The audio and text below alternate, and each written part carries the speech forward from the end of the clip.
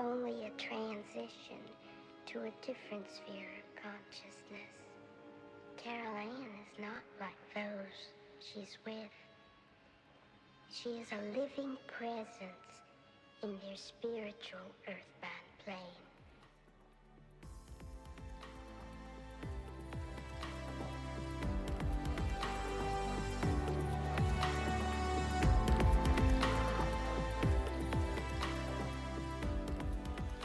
Hello, and welcome to episode 24 of the Talking to the Dead podcast. Again, this week I just want to thank those of you who've been kind enough to write to me. Again, I would encourage all those different listeners all over the United States and the United Kingdom who I know are listening to the podcast to drop me a line and tell me what you think. And if you have any questions you'd like me to ask on your behalf, I'd be happy to do that. But thank you very much to the people who asked after my mother. In fact, I just have some good news at the moment. She's clinging on and she's still in hospital, determined to fight. I think, by all accounts, heaven is not yet ready to claim that angel. She is a person who really believes tremendously in staying with everything that she has. She's very into her life and what she has achieved, and she just doesn't want to let go, which is fine. And as much as Martin, as of last episode, has said he was preparing the way with everyone, the reception committee, I'm afraid they're going to have to wait a little bit longer. Not that it means much in terms of time for them, but for her, if she wants to live another 10 years, that's of course fine by me. So yes, thank you very much for your kind wishes, and let's hope everything stabilizes a bit for now. But yes, this week it would be very interesting to see if we could get Martin back again, and maybe other people who could help us understand a little bit more about what happens to us when we finally die. I was so fascinated last week by some of these revelations that came through, and I felt, of course, that we've only just touched the surface, and I would love to spend the next 45 minutes or so picking up on some of the items that were discussed. So due to the magic of podcasts, I will just hold on here for about 10 minutes myself, and it'll be a second for you, and see if I can't get hold of somebody who'd like to talk. Okay, I think I'm ready. And while I was contemplating there and just thinking, as I do, I spend 10 minutes and basically just try to raise my connection to whoever might be there. And I know for sure that Martin is back, but Martin has brought somebody else with him, and I'm not too sure who this person is. His name is Daniel, and Daniel is, according to Martin, a higher level spirit, higher than Martin. So, Martin, thank you for coming back. Perhaps you could just quickly tell us a little bit again about your particular situation for those who didn't hear last week's podcast, and what are your limitations, and why do we have somebody who's, as you said, slightly higher than you? Martin is saying that thank you for coming, and it's really nice to speak to you all again. Martin said that last week we discussed a reception committee. He believes that it's important that people understand that when you pass on, it's a very stressful time. It's stressful for you, it's stressful for your family, it's stressful for your soul, because your soul is not used to seeing where it came from, or having that total awareness and comprehension and understanding of where it came from all of a sudden again, having been somewhat limited in a human body for a period of time. Martin says the soul comes back with all the knowledge of the previous life and all the ups and the downs, and all the relationships that were formed, relationships that were renewed, he said as well, because you choose some of the relationships that you will have from some of your, if you like, soul group before you go. However, he just says that it's important to note that, as we did last time, that spirits can be completely shocked. They can be also in a tremendous state of mental unwell. They have may be very stressed, having had either a very difficult life or a very challenging life. Things may not have gone according to the original plan, and they may need a lot of sort of therapy, he's saying, which is conducted in specific places designed for that. And these are the people, he says, that we may call higher beings. They're the ones who have learned the most and have moved on a stage further than he is involved in. And for that reason, he says that he's not really equipped to discuss it, and why he's brought Daniel along. He says Daniel is, if you like, a second level soul. He's that stage, although he says he wants to be careful here. Don't get carried away with numbers and levels and rankings and order.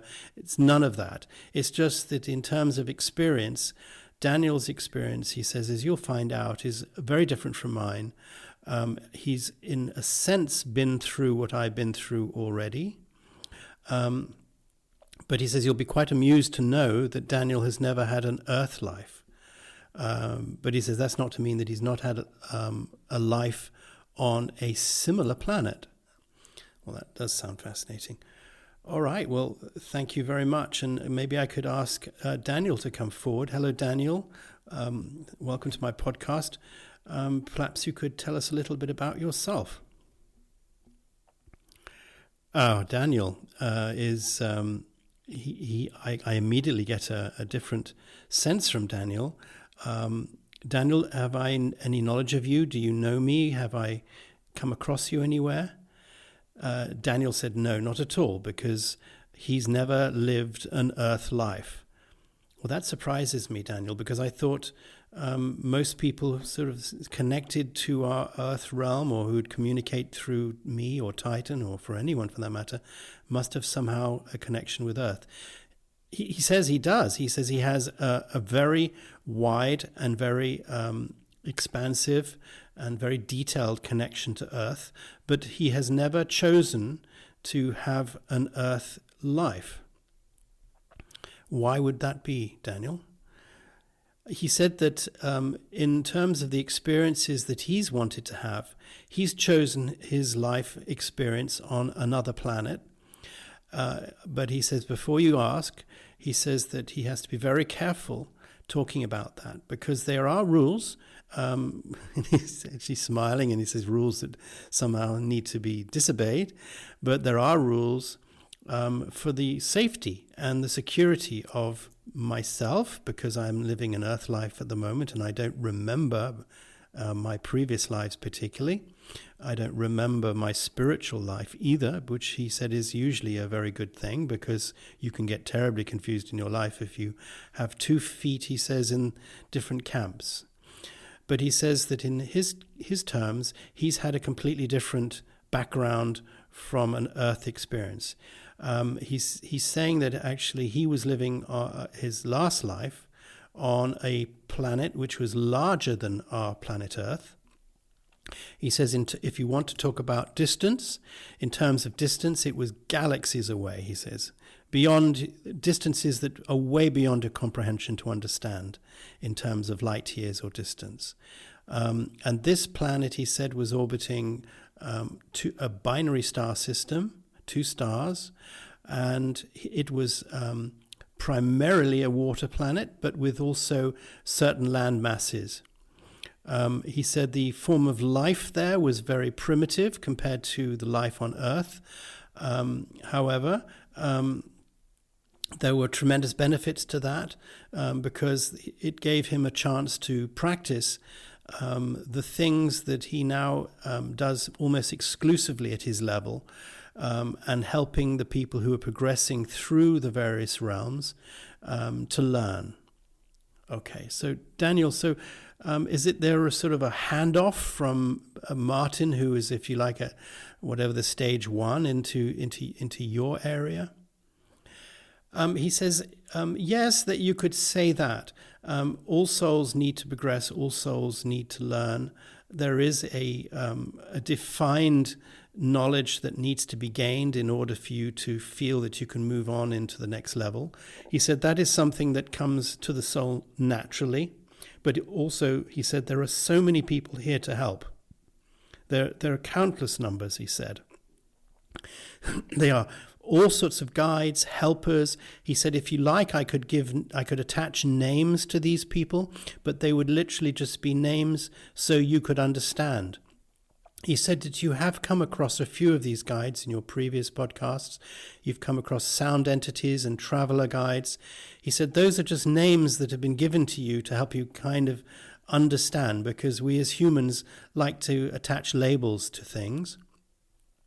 But he said in reality we're all the same, but we just have a different expertise and a different level of experience. And souls tend to gravitate to these different types of experience in order to gain a greater understanding and ultimately keep progressing through the different levels, the different systems of understanding. So Daniel, then you better tell us a little bit about what sort of guide you are. Daniel's saying that yes, it is true that the point that a soul has returned back into its original soul family, if you like, the soul group. These groups have existed together, in your terms, for thousands of years. They can be groups as small as 2 or 3, or they could be groups as large as 100 or 200, maybe more. They tend to be souls that have done things together in different lives, and also in the realities that they find themselves with. They tend to learn together and share experiences and interact in a very sociable way, but also in a learning way. And he says that where he is now, he is connected to a group of souls, some of which have chosen earth lives, some of them have chosen not to, some of them have chosen to have, he says, mental reality lives, where you have what appears to be as real as any earth life, but it's purely in the mind. And it's, again, a benefit because you can practice creation, he says. Okay, Daniel, so again, tell me a little bit about what you would do to the person who has just finished his, if you like, orientation back into the spirit arena.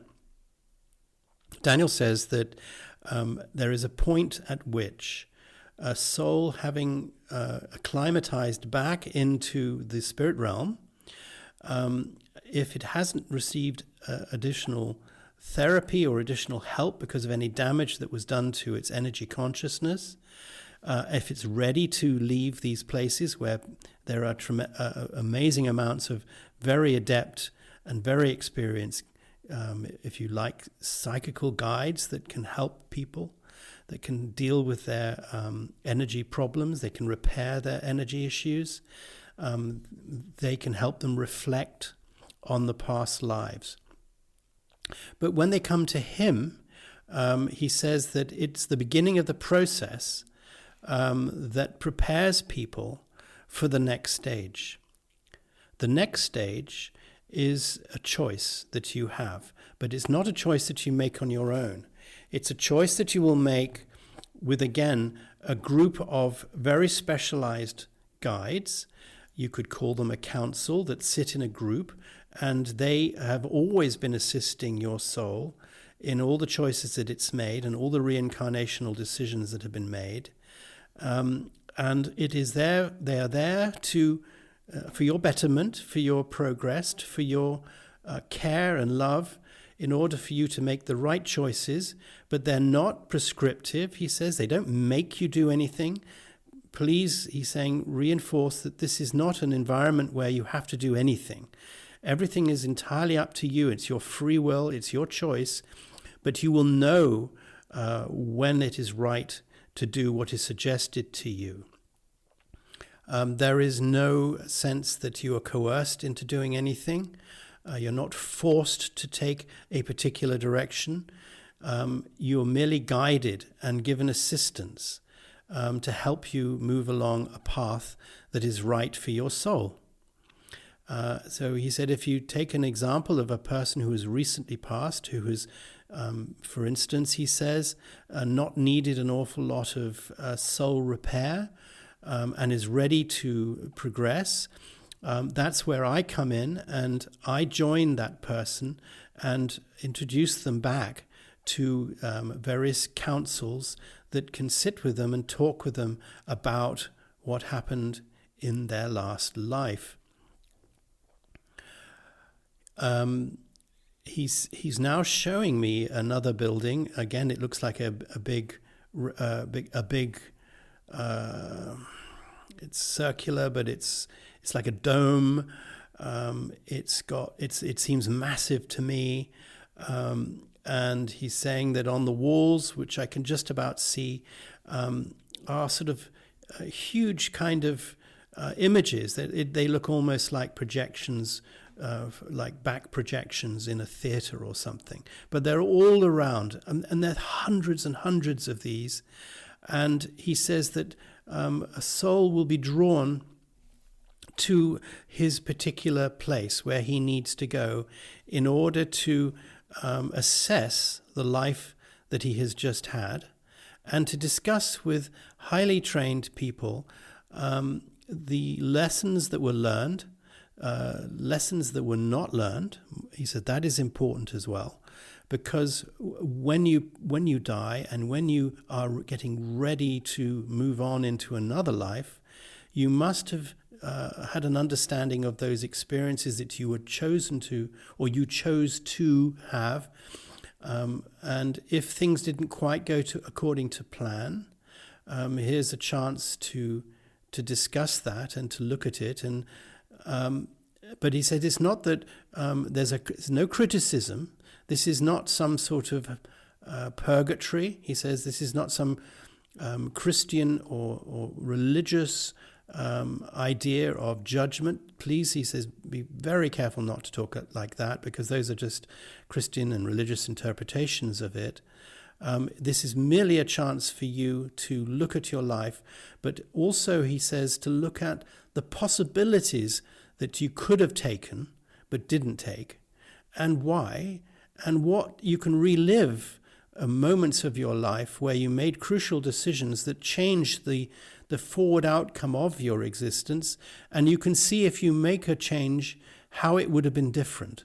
And you can use this particular tool with these counselors to go through a process of analysis, if you like, and self-examination, but also how your behavior and that of the interactions that you had affected yourself and your learning, but also the multitudinous other relationships and things that you were connected to, all the different effects you had on people, positive and negative, and how it affected their story, their life story as well. So yes, he's saying in a way what you're seeing here is your life story. It's been chosen to be put up on this screen for you to be able to see. You will be attracted to it when you come into this place. And various spirit counselors will come forward who've helped you before and know you very well, because you've had multitudes of existences in different forms, not only human. And this will be a chance for you to assess whether you'd accomplished all your goals in your life. He said it's very important you understand that before you choose your life, he says we'll discuss that another time, but at the point of choosing your next life, you get the chance to roughly prepare what you wish to experience and where you wish to be, the type of life that you wish to have. You get a chance to discuss the various interactions and roadblocks that will happen in your life. You'll get the chance to see how various learnings can take place that will enable your life and those of the people around you, and to see how it will change their lives, their experiences, as well as yours. But he says we're not there yet. We're at the next stage where this is a chance of self-examination and, if you like, a certain amount of education. But he said you don't have to pay much attention to what you're being told. It's entirely up to you, and you will know if what you're hearing is right or wrong. Okay, thank you, Daniel. So, if I could say then, if you've led a really perhaps a bad life, and this actually leads really nicely into a question that I was sent by Esther. She asked me, would it be possible that a really evil person, such as Adolf Hitler or mass murderers, who obviously have souls as well, could it be possible that they live another life that is not like that? Or is there an understanding that they can be somehow rehabilitated? Or tell me a little bit about these type of things. Yes, Daniel said, I knew you would raise that. He said, this is a very difficult subject to discuss, because in our terms, as a human being, if we have seen someone like Adolf Hitler or mass murderers, we immediately have a preconception that obviously they are, and rightly, to be reviled and were terrible individuals. However, their soul is very different from what was manifested in the life that they led on earth. But then I'm asking Daniel, why would anybody choose to be a mass murderer or to be Adolf Hitler? He says, I crave your indulgence here, because it's going to take a while for you to understand the purpose of reincarnation and what lessons need to be learned. In terms of someone like Adolf Hitler, he said that that entity that is part of Adolf Hitler represents not just him, but thousands of different personalities that he has been before.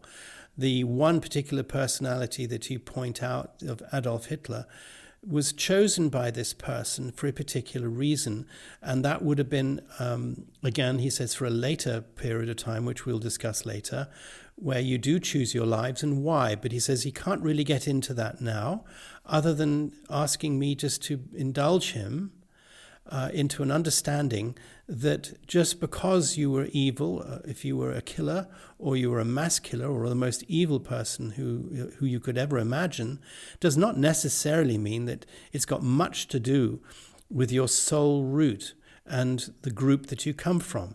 There were choices, there were decisions that were to be made.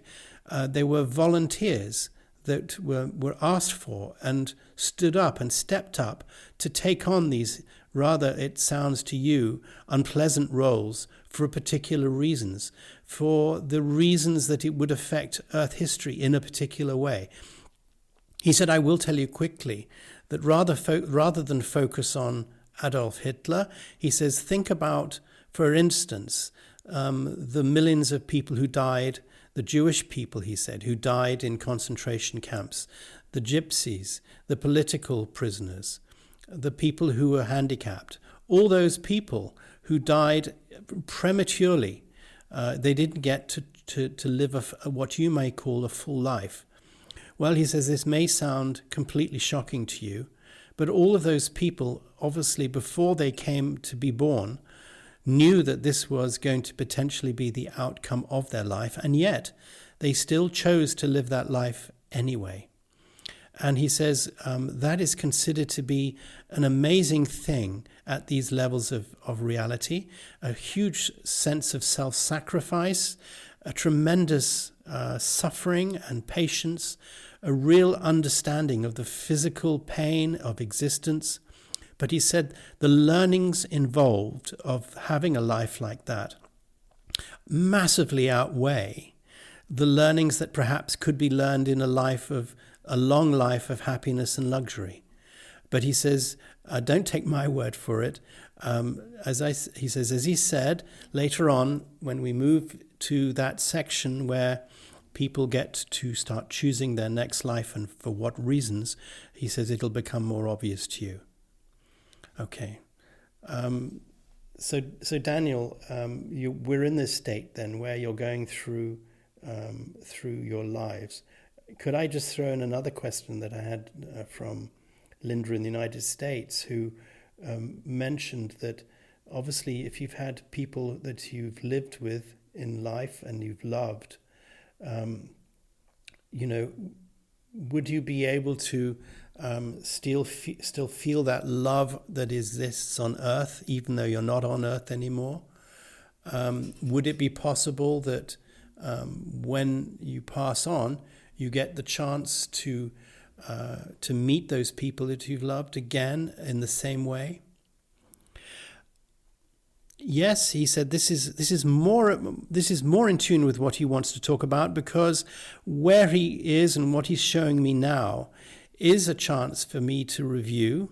If it's me he's talking about, that's you, not me, Philip, but you, Daniel. It's a chance for him to review if he's in that situation, the life that he's led, and the friendships, the family and the loves, the hatreds and everything that's been involved in that particular life, and to see it in context of the plan that was ordained, that was decided by you originally.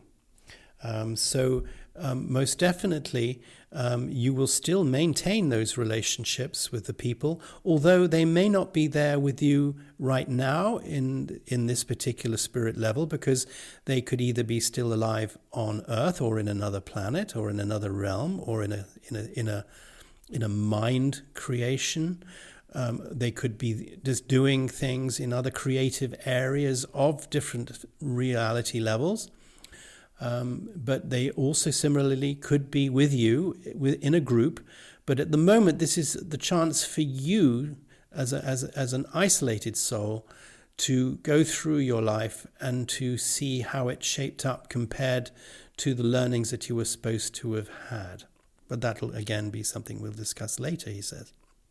For now, you're alone here with a group of people who've generally been with you in your terms for thousands of years and thousands of lives in many different realities, and they've been guiding you further on. And this takes a long time and a lot of experience, and you have that chance, he says, now to check your life through and see those learnings that you need to make.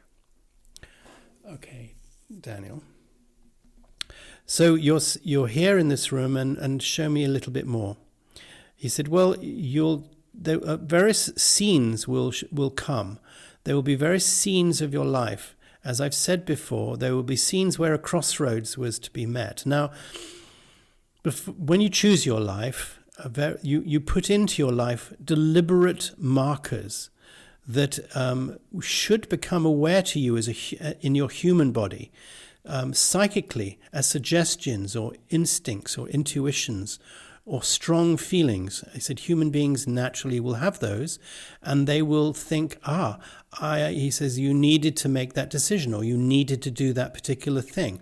Or there will be things that will be put in your way, such as the tragic loss of a friend or a partner or a mother or a father, that will spurn you into a changing the road that you're on in a particular direction. But that has been chosen by you, and you will recognize it when it happens, usually. Now, sometimes he says you miss these markers, and you carry on in a probable reality that might be slightly different from what you had planned in originally, which is fine, and may take you to a whole other region of experience, he says, that you hadn't been planning. Therefore, this is also an opportunity to see how that turned out, because it wasn't actually something that you had planned to do originally. Okay. So he says this is just an excellent time for you to reassess your life, to see all the changes that had happened, to see where the similarities with your plan existed, where the differences were, and what learnings that you have made. Bearing in mind the whole purpose of living a human life, or a life on any planet, is that you are there to learn certain things. You're there as a chance to try things out, to see how interactions can improve the world and change people for the better. That is the purpose of it all. and you have chosen a particular life to gain certain experience. He said you could choose life as a rich person or a poor person, a handicapped person, a genius, a musician, or just somebody who is completely ordinary, who was perhaps a road sweeper or a farmer. He's throwing all these things that you could experience, but everything is as valid as the next. The only slight exception, as you know, is people who are going to be leaders of nations or kings and queens. This takes a little bit more of an exceptional training, that for that reason they tend to stay within the same spiritual families, and they have a particular desire to change the world for good, for a particular reason. And it's very difficult for you as a soul to immediately go into that grouping. But again, we can talk more about that another time. For now, let's just assume that you've just had your life, an ordinary life maybe, or even a special life. It's a chance for you to think about what you've done and all the people that you've met and all the experiences that you've had and all the good and the bad that you've done, and then to start building up a picture of what is still missing, what learnings that you still need to have. And this process, as he says, as I have said, can take hundreds of your earth years, but to us it just seems like a day or so. But that is a very, for you, it would be a hugely lengthy process. He wants to add something here. For that reason, it's very difficult for people who are speaking to people who've passed on to truly understand what has been happening. Because although you may have lost somebody yesterday or last week, if you make contact with them, you've got to understand that from where they are standing, they have moved on at such an accelerated rate and with such learning that in terms of your life, it might as well be 200 or 300 years later. And although they will remember their earth life entirely and all their lives entirely, your life on earth with them is only a small fraction of their experience. So he said it's very important to note that is why very often it's extremely difficult to meet a spirit and to tie them down to a particular reaction or a particular behavior or a particular memory.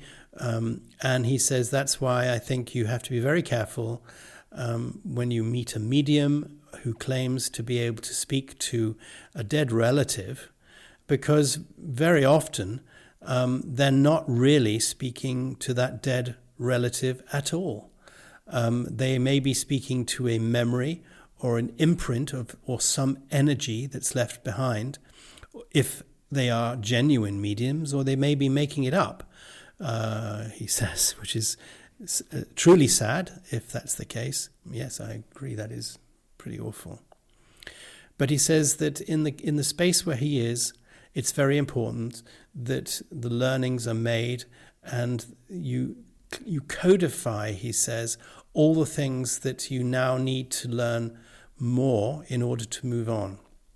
And this process of seeing your life and being able to fast forward it or to reverse it and check it out, he said you could say it's almost a bit like watching a movie. And it's a three-dimensional movie. You can actually go into it. And he said you can go back into that particular experience that you had, and you can change it. And then you can then fast forward and see the end result of that as if it had become true. And so that does take a long process. For instance, he said, suppose that if you want to talk about a mass murder analogy, suppose that you were going to become a mass murderer, and for whatever reason that was a decision that was made. Suppose you change your mind and you decide not to murder a person at all. You can go into your life at this particular junction here, in this particular room with these specialists, and you can choose not to have done it and see what would have happened to your life had you not made those choices.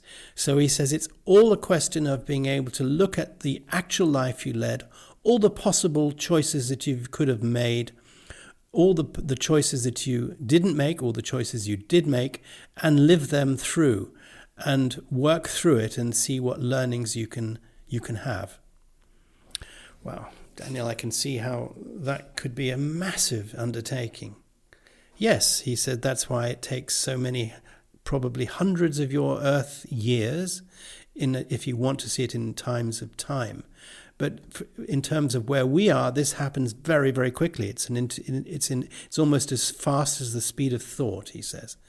And we don't see it as being something that is tiresome or tiring at all. It's just a perfectly normal thing for us to do.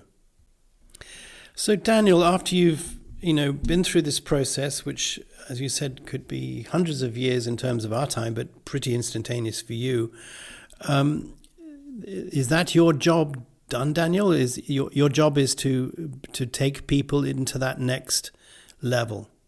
Yes, he said that's what gives him the greatest pleasure. He's been doing that for a long, long time. He's very good at it. He's good at identifying when a soul is ready to go through that process, having been reorientated from his last physical life and is reintegrated with his soul and his soul family, and feels that he's had a chance to go through his life. And he says then, once we've gone through the life, he will then hand me over to the next phase. And he said, we'll probably talk about that next time. But he says, first of all, he says there's some good news. After you've been through that process, it's time for him to bring that soul to another place, which is generally a place that I will be, if I'm at this soul, very familiar with. It'll be, if you like, a home. It'll be a place that I have created in previous times that I've been in that realm. He said it can be anything you want it to be, but very often people who've had a particularly fun life in a particular way have been able to create through energy consciousness a reproduction of houses or whole environments that made them very happy, or other people that they were with very happy, and then they love to almost relive those memories and that feeling when they were in human form or whichever planet they were on. But if you like, it's an environment where they feel very comfortable and they feel in harmony. And he has great pleasure in bringing the souls to these places and reintroducing them to these areas that they'd probably forgotten. But as soon as they're there, they're aware of it again. But he says the other good news is that there will be many of your souls that you know in your group that you're so connected to. It's a feeling, he says, way beyond love and family. It's an eternal connection that you have with individual souls. And depending on your wishes and your moods and what you wish to do, you may even choose, he says, to have a party to celebrate your return. And your friends there will perhaps have even created something for you that they know that you like. And he said that you can create anything you really like that will make you feel that you're home and that you're relaxed and that you've finished that life. You've learned all the lessons from that life. And now it's time for rest, and that rest and reorientation period into your spiritual self can again take, in your terms of Earth, many, many years, depending on how long you wish to take a break. He says you can, if you like, you can almost call it recreation. He said there's no problem in calling it that. It may sound frivolous, but it's a kind of a recreation, a reward for going through a life which is, particularly on Earth, is, he said, considered to be quite tough. It's a reward for learning the lessons that you have and having the strength to realize there were lessons that you didn't learn that you still need to go through again. But for now, it's a chance to meet up with people that you've known forever and know you well, and you're most comfortable being in that environment. And he said people can create banquets, and they can create concerts, they can create anything they want that would make them feel comfortable and welcome back. And there's a lot of fun to be had in terms of creating that, he says, and that's one of his most wonderful pleasures, and that's why he loves doing the job he does, because he gets involved with all the other spiritual entities, he and many people like him, in these kind of welcome back environments, which are full of love and full of excitement. And he says at that point, he will slowly move away and go to the next soul that needs to be helped. And he says maybe in a future episode we can talk about what happens next. Okay, Daniel, thank you very much. That was, again, an amazing thing. I honestly feel that we're on a very interesting road here. I will most definitely try to contact someone next week, Daniel, who can perhaps help us with the levels after that. And he said, yes, of course. He said, this is the purpose. This is why we're here. And most definitely next week there will be somebody who will come and talk to you about, if you like, level 3, although he says again, please be careful not to put hierarchies on it. It's just another level of experience in another reality once you have passed on. Thank you very much, Daniel. Thank you.